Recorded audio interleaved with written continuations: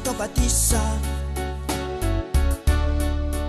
no vonjena zay no afaty Jesosy tompo sy mpanjaka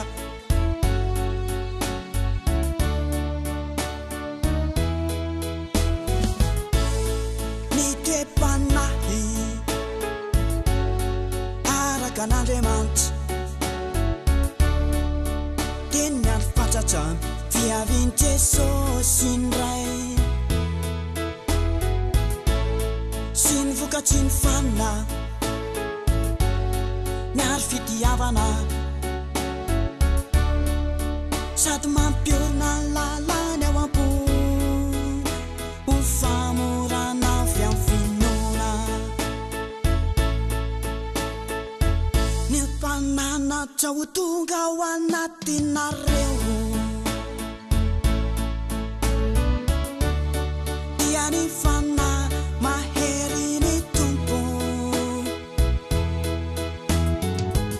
izy tondranareo amin'ny marina rehetra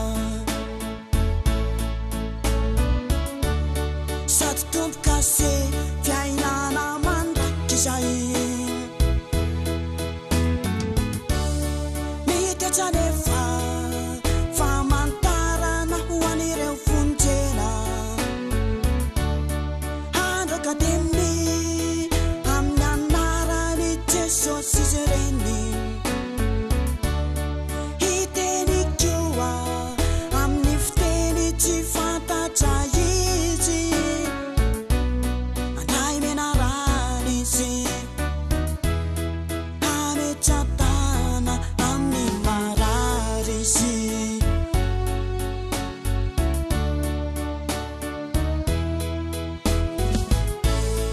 zay manantsofina aokizy andrehe ka haniry sy angetaeta ny fanahy masina sy ny famarinana